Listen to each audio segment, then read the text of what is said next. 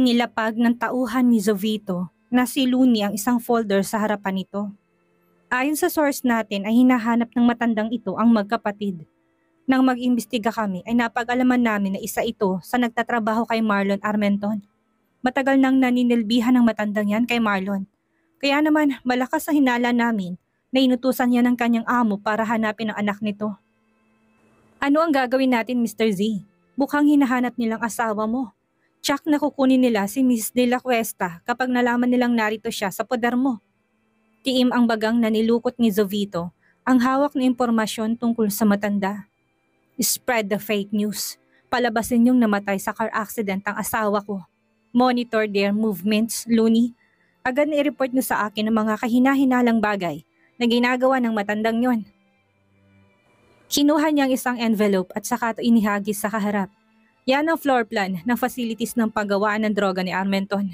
Gusto kong kabisaduhin yung bawat detalye sa lugar na yan para hindi kayo mabibigo sa susunod na magiging pagsabak niyo sa laban. Hindi tayo papalpak. Sisirain natin ang negosyo ng matandang yan ng paisa-isa hanggang sa walang matira sa kanya. Masusunod, Mr. Z. Hayaan mo, gagawin namin ang lahat para magtagumpay kami sa pagbura sa isa sa mga negosyo ni Armenton. Hindi kami papayag na hindi siya magbayad sa ginawa niya kay boss.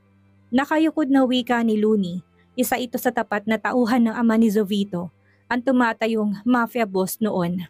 Maging ito ay hindi matanggap ang sinapit ng amo dahil sa kagagawan ni Marlon Armenton. Sumumpa ito na hindi titigil hanggat hindi na igaganti ang dating boss. Kung hindi dahil sa nagtraidor na si Javier, ay matagal na sanang naisagawa nila Jovito ang isa sa misyon nila, ang wasakin ng isang facilities ni Marlon sa isang tagong isla sa Samar. Ngayon nalaman na nito ang plano ng kampo ni Jovito, kaya naman naging maingat na si Marlon sa bawat kilos nito. Matapos makipagkamay kay Mr. Valdemor at tumango siya sa tauhang si Jack bilang hudyat na hayaang ikarga ng kabilang grupo ang libo-libong armas sa barko nito. Narito sila ngayon sa Italy para magpalitan ng produkto. Armas kapalit ng bilyong-bilyong pera. I'm glad to work with you, Mr. Z. Ngiting-ngiting wika ng matanda. Sumenyas to para tawagin ng babaeng blonde ang buhok.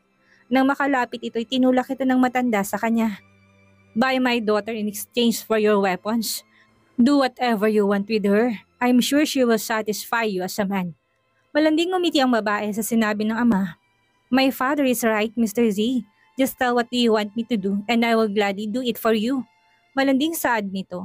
Pinagapang ng babae ang kamay sa dibdib ni Jovito pababa. Subalit bago pa makababa ang kamay nito, ay mahigpit ng hinawakan ni Jovito ang kamay nito. Ouch! My God! Let me go, my hand! Mangyak-ngyak na lumayo ang babae. What is wrong with you? Madilim ang mukha na tumingin si Jovito sa mag-ama at galit na nagsalita. The two of you knew that I was married, right? He took his gun on his waist and put it on his head. Tumingin siya sa babae. Kung sinubukan mo ulit akong hawakan, I swear I will blow your head and let your brains scatter in the ground. Ayoko madamay sa isang kagaya mong slut, kaya mas mabuting tingnan ng kilos mo. Nawala ang malanding ngiti sa mukha ng babae at napaatras. Ganon din ang ama nito nang makita kung gaano kabagsik ang mukha ni Jovito. We're sorry, Mr. Z. I would never do this mistake again. May pagsisisi sa mukha na yumuko si Mr. Valdemor. Habang galit naman ito sa anak dahil ito ang may gustong ipilit ang sarili sa lalaking kaharap nila. Ang lupit mo talaga, Mr. Z. Lahat na lang ng chicks gusto siyang mapa-foreigner man o Pilipina. Proud na proud pa na sambit ni Ampong ang isa sa tauhan ni Jovito.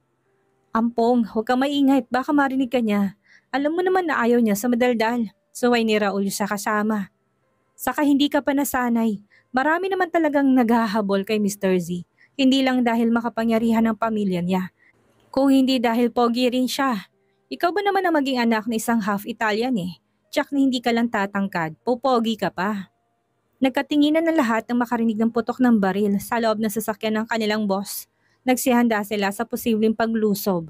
Natigilan silang lahat nang makitang napakadilim na mukha nito habang nakatingin sa tablet na hawak kung nasaan nakamonitor ang CCTV footage sa isla nito. Mr. Z, may kalaban ba? Nagkaroon ba ang gulo sa isla at may kalaban na dumating? Sinuring mabuti ni Ampong ang monitor. Wala siyang nakita maliban sa lalaking nakaputi na tila doktor. At isang babae na nakasuot ng mahabang dress na ubod ng ganda. Teka Mr. Z, Wala namang kaguluhan. Kung ganun ay bakit nagpaputok ka? Bigla na lang kinabahan ng lahat nang makitang mas lalong dumilim ang mukha ng boss nila. Pinilig ni Jovito ang ulo, nagiigtingan ng panga nito sa sobrang galit. Ihanda ang chopper. Magkakaroon pala ng gulo. 4 na araw lang akong nawala, may umaaligid na kaagad sa asawa ko. Laglag ang panga ng lahat sa narinig. Ano pang hinihintay nyo? Magsikilos na kayo. Malakas na angin ni Jovito sa mga ito. Samantala, lihim na kinuha ng isang lalaki ang cellphone at sinabi ang lahat ng kanyang narinig sa kanyang amo na si Marlon Armenton. Matagal na ito naglilingkod dito. Ginamit lamang ng lalaking mukha ng isa sa tapat na tauhan ni Jovito para makapasok sa organisasyon nito. Malakas na humalakhak si Marlon Armenton nang malaman ang ulat ng tauhan sa kanya. Totoo palang ikinasal ng anak mo, Abel. Sino mag-aakalang mababaliw ang anak mo sa isang babae? Muli humalakhak ito. Mukhang mapapadali ang mga plano ko dahil alam ko na kung sino at anong kahinaan mo ngayon. Isa kang hangal kung inakala mong mapapabagsak mo ko. Hindi mangyayari ang bagay na yon dahil isusunod lamang kita sa iyong amang utu-uto at masyadong tanga para mapaniwala. Nang dumating si Jason ay sinenyasan ni Marlon ng lahat na iwan sila ng kanyang anak. Oo, may anak itong lalaki, subalit sa ibang babae hindi kay Elsa. Ganun pa man ay mabigat ang loob nito ni Marlon dahil para sa kanya isa lamang ito sa mababa niyang tauhan, walang silbi at aso kung kanyang ituring. Nahanap mo na ba ang 2 kong anak? Nang umiling ito'y kagad na binato ni Marlon ditong hawak na kopita at tumama sa ulo nito. Tumulo ang dugo sa ulo ni Jason, subalit walang pakialam ang ama nito. Kailan ka ba magkakasilbi? Tama nga ako na namana mong kahinaan ng utak mo sa iyong ina. Simpleng trabaho pero hindi mo magawa ng tama? Wala kang silbi. I'm sorry, Dad. Inutil. Hindi ba't sinabi ko sa'yo na wag mo kong tatawaging ama hanggat wala ka pang napapatunayan sa akin? Hanapin mong anak namin ni Elsa nang sa gano'y magkasilbi ka. May silbi pang aso kaysa sa katulad mong walang utak. Pangungutya ni Marlon sa sariling anak. Wala itong pakialam sa damdamin ng anak. Ang tanging nasa isip lamang nito ay ang kayamanan at kapangyarihan. Napahawak naman sa dibdib si Elsa at nakahinga ng maluwag habang nakasandal sa pader at nakikinig sa usapan ng dalawa. Mabuti na lang at hindi nakita ng mga itong 2 niyang anak. Pero hindi niya maintindihan ang sarili. Halos 3 linggo na siyang balisa at hindi niya alam kung bakit. Gabi-gabi ay napapaniginipan niya si Camila na umiiyak habang nakatanaw kay Emma. Nang makapasok sa kwarto si Elsa ay sumalubong sa kanya si Aling Matilda. Namumulang mga mata nito, tanda na galing ito sa pag-iyak. Lumuluhang hinawakan ng matanda ang kamay ni Elsa bago lumuluhang nagsalita. Bumalik ako sa dating yung tinitirhan para magbaka sakaling makahanap muli ng impormasyon tungkol sa kanilang 2. Ma'am Elsa, ang mga anak mo, wala na silang 2. Patay na sila. Umiling-iling si Elsa. Hindi yan totoo. Tuluyan ang bumalong ang luha sa mata ng ginang na makita na walang pagsisinungaling ang sinabi ng matanda. Bawiin mo sinabi mo, Aling Matilda. Nagmamakaawa ko sa'yo. Sabihin mo nagsisinungaling ka lang dahil inutusan ka ni Marlon na gawin ito. Walang katumbas na sakit ang nararamdaman ni Elsa ng mga sandaling ito. Ginawa niya ang lahat para maitakas ang anak sa malupit na asawa, para magkaroon to ng normal na buhay at malayo sa kapahamakan. Subalit sa bandang huli ay nauwi lang sa wala lahat ang ginawa niya. Awang-awa na yumakap ang matanda kay Elsa, maski siya'y nagulantang sa nalaman niya. Hindi niya inaasahan ang malupit na sinapit ng magkapatid. Ma'am Elsa, nakikiramay ako. Nalulungkot din ako sa sinapit nilang 2. Sabay pa silang namaalam sa mundo. Marahil ay isa ito sa paraan ng Diyos para makatakas sila sa kanilang ama, para hindi na sila makaranas ng kalupitan nito. Kung nasan man sila ngayon ay sigurado akong masaya na silang 2. Magpakatatag ka, Ma'am Elsa. Kasalanan to lahat ni Marlon. Pinahid ni Elsa ang luha at puno ng puot na binato ang wedding picture nilang mag-asawa. Kasalanan niya to. Kung naging mabuting asawa at ama siya, hindi to sasapitin ng mga anak ko. Magbabayad sa ginawa niya sa akin at sa mga anak ko. Sinusumpa ako, magbabayad siya. Samantala, lumuluhang hinawakan ni Limuel ang kamay ni Luna. Halos magnumpasay ito sa labis na pag-iyak. Lumaban ka, palangga ako. Palagi lang ako nandito sa tabi mo para alagaan ka. Hindi kita iiwan kahit na anong mangyari. please lumaban ka. Hindi maipinta ang mukha nilang lahat habang nakatingin kay Limuel. Kung makaiyak naman ang isang ito'y parang mamamatay na si Luna. Samantalang masakit lang naman ng ngipin nito. Hoy Limuel, kapag ako nasar sa'yo ipapalit kita dyan sa hinihigaan ni Luna. Aba, buhay pa yung nobya mo pero kumakaiyak ka parang nakaburol na siya. Nakakilabot kayong dalawa. Ang sakit niyo sa mata. Nanggagalaiting wika ni Belinda. Kulang na lang ay isipain nito palabas si Limuel ng kwarto. Bakit nagagalit ka pa dyan? Dapat nga'y magpasalamat ka dahil kung hindi dahil sa malubang lagay ni Luna, ay hindi mo makikita ang crush mo. Ang dami mo pang sinasabi halos mangisay ka sa kilig kanina. Sikmat ni Limuel. Muli bumaling to sa nobya. Palangga ako, saan ang masakit? Ikikiss ko. Napangiwi siya. Kadiri naman tong si Limuel. Handa nitong halikan si Luna sa bagang. Mrs. De La Cuesta, siya nga pala. Hindi mo na gusto si Doc Jacob? Napansin ko kasi kanina nung nandito pa siya. Parang ang tipid ng ngiti mo sa kanya. Tapos hindi ka na excited na makita siya. May crush ka ng iba, no? Nakataas ang kilay pa na usisa ni Belinda.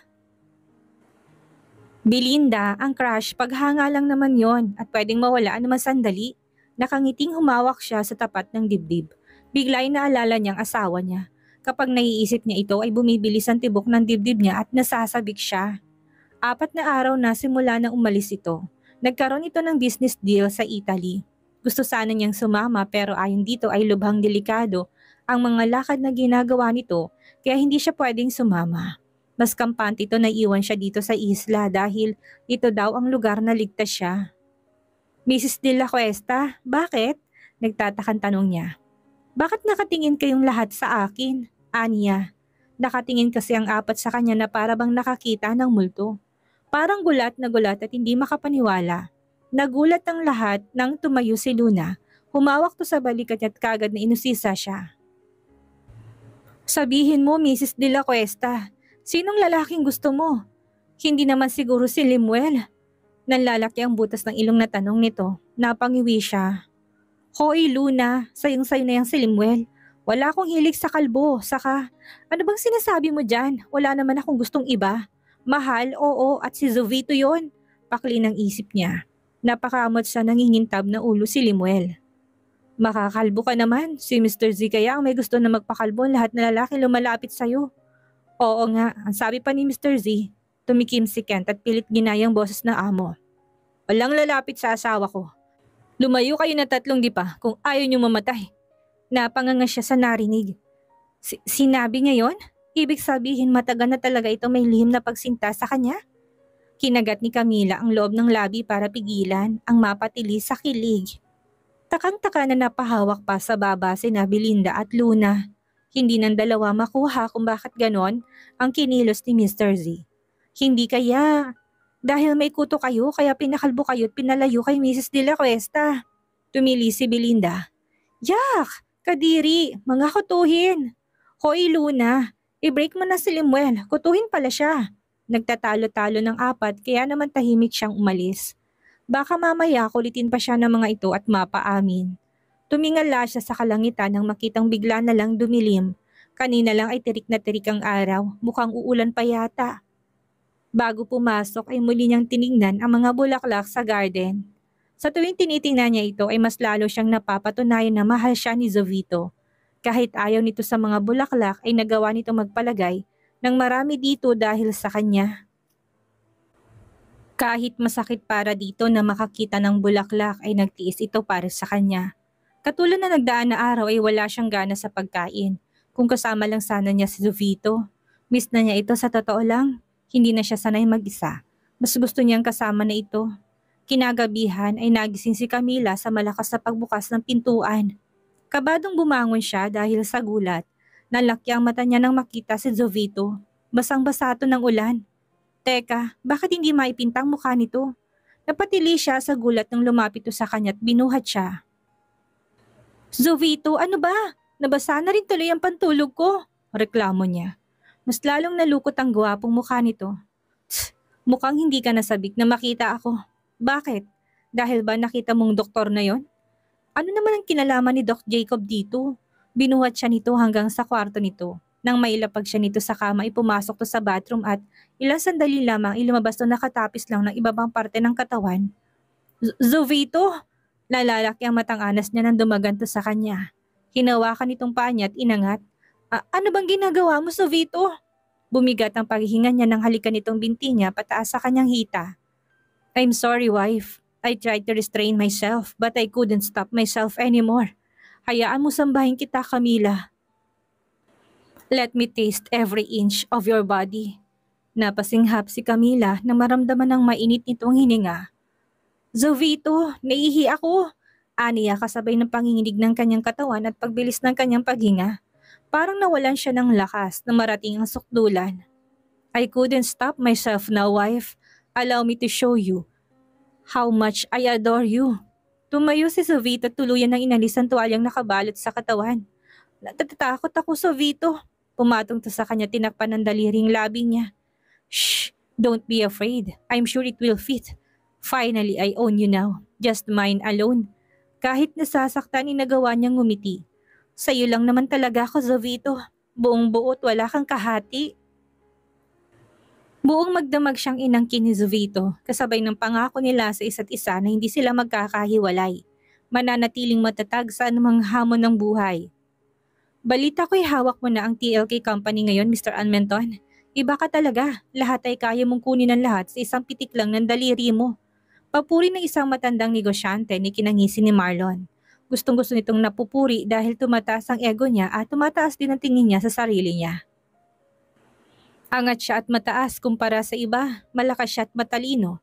Yun ang tingin niya sa sarili niya kaya angat siya sa iba. Tumawa ng may pag-uyam si Elsa nang marinig ito. Hindi na nakapagtatakang makuha niya yon, Mr. Herrera. Sa mga taong katulad niyang ganid at walang puso'y walang imposible. Kaya nga niyang patayin na sarili niya.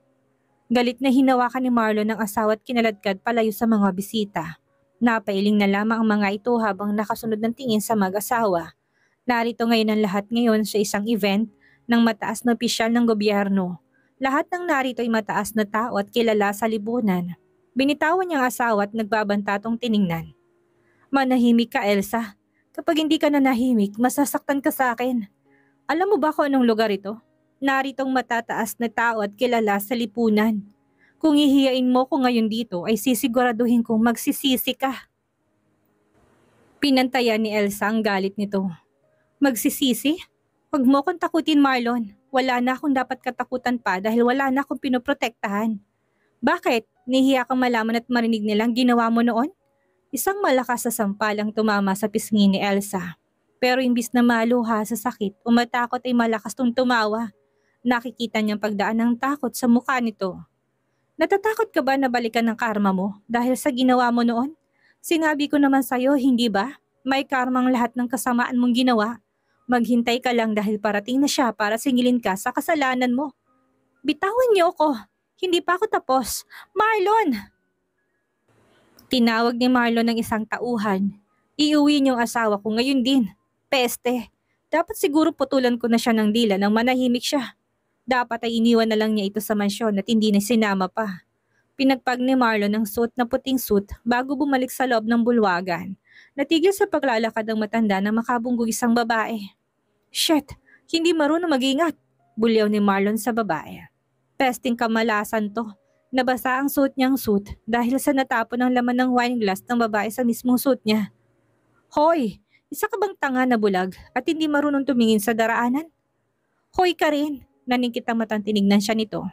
Minumura mo ba ako ha? Baka gusto mo ipabugbog kita sa asawa ko.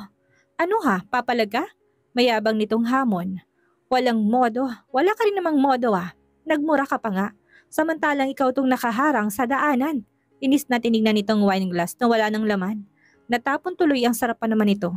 Inis na bumaling si Camila sa matanda. Ikaw yata tong bulag na tanga eh. Apat naman ang mata mo pero wala pa rin silbi ang paningin mo. Huwag ka nang magsalamin. Para kang si Kokay na pinatangkad lang eh. Halos mamulang mukha ni Marlon sa galit. Sa buong buhay niya ngayon lang siya nakapagsalita ng isang panghas na katulad nito. Napapadyak ng paa si Camila. Kainis naman, hindi ko tuloy naabutan. Sa palagay ko talaga, kamukha niya si nanay. Hoy, babaeng talampasan, galit na duro ni Marlon. Sino ka para bastusin ako ng ganito? Kilala mo ba kung sino ako? Ako si Marlon. Pwede ba tumahimik ka? Namewang si Camila at galit na tumingin kay Marlon. Ako ba, kilala mo? Baka lumipat ka sa ibang planeta kapag nalaman mo kung sino ako. Ikaw matanda ka ha? Na -10 na ako sa langit dahil sa pagpatol ko sa'yo. Ang tsaka ng ugali mo hindi bagay sa suot mo. Makaalis na nga. Inis na lumakad si Camila para bumalik sa loob ng bulwagan. Napangiwi siya nang makita si Jovito na madilim ang muka. Tumakas lang kasi siya rito kaya ngayon ay galit ito. Sorry na Jovito, huwag ka na magalit. May sinundan lang kasi ako pero hindi ko na naabutan. Akala ko lang talaga kilala ko siya pero mukhang nagkamali lang ako. Pagdadahilan niya. Nakita niya kasi ang pamilyar na figura ng nanay niya. Sinundan niya pero hindi niya ito naabutan maliban sa kasama nito kanina na lalaking may pagkakahawi kay Kokey. Grabe, ang sama ng ugali. Ito na nga ang nakabangga, ito pang galit. Wife, I told you to stay at my side. Sa susunod ay iwan na lang kita para hindi na ako mag-alala na baka may mangyari sa'yo. Sa tuwing malilingat ako, ay bigla ka na lang nawawala sa tabi ko. Napahilot na lang sang ulo si Jovito. Naglalambing na yumakap si Camila. Sa bewang ng asawa, napasakit na naman niya ang ulo nito. Sorry na, promise hindi na ako uulit. Basta ha, huwag mo kong iiwan sa bahay. Sige ka, hindi kita kakausapin at hindi kita patatabihin sa akin. Alright, you win. Napapailing na lang si Jovito. Palibhasa, alam nitong hindi niya kayang matulog nang wala ito sa tabi niya. Nagiging matigas ng ulo ng asawa niya. Napangiti na lang siya. Boss, narito si Mr. Z, kasama ang asawa niya. Imporma ng tauhan ni Marlon sa kanya. Napatango-tango ito at napangisi. Himala at dumalo sa ganitong event ang anak ni Abel. Isip-isip ni Marlon Armenton. Alamin mo kung sino at ano ang background ng asawa niya. Gusto kong malaman ng tungkol sa kanya at saang pamilya siya nagmula. Tsak na magagamit ko siya dahil siya ang kahinaan ng kanyang asawa. Tingnan na lang niya kung hindi niya pa mapabagsak si Jovito gamit ang asawa nito. Bago mo ko mapabagsak ay uunahan na kita, Jovito. Ikaw ang pababagsakin ko. Malakas na hinampas ni Marlon ang kamay sa kanyang mesa nang marinig ang ulat ng tauhan niya. Anong ibig niyo sabihin na hindi niyo malaman kung saan nagmulang asawa ni Jovito? Ganun ba kakapangyarihan ang pamilya ng babaeng yon? Kaya hindi niya mahalungkat ang tungkol sa pamilyang pinagmulan niya? Hindi ito maaari. Kung naikasal nga si Jovito sa makapangyarihang pamilya, ibig sabihin ay lalo lamang nadagdagan ng kapangyarihan nito. Hindi kayong napangasawa niya isa sa anak ng mga mafia boss? Galit na pinutol ni Marlon ng tauhan. Bobo, walang anak na babaeng 4 ng mafia boss sa kasalukuyan. Dahil lahat sila'y mga binata pa.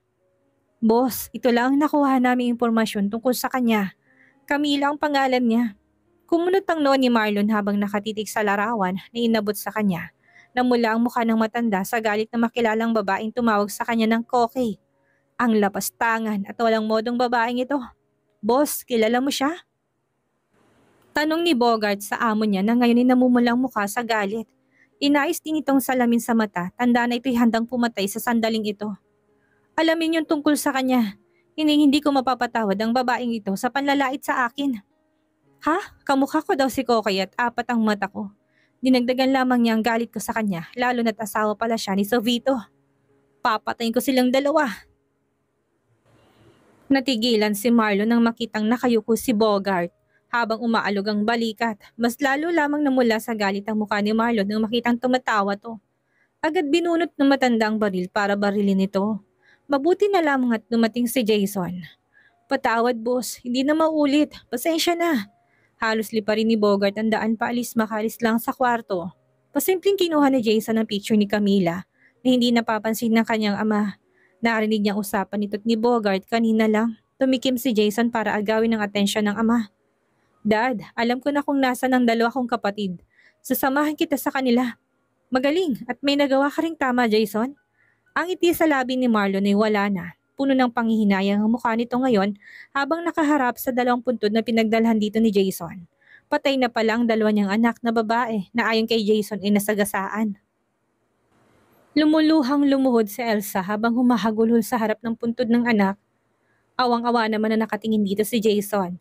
Maging siya'y nalulungkot dahil hindi na niya makikilala pang mga kapatid niya sa ama. Kung hindi mo siya inilayo sa akin, hindi to sasapitin ng mga anak natin.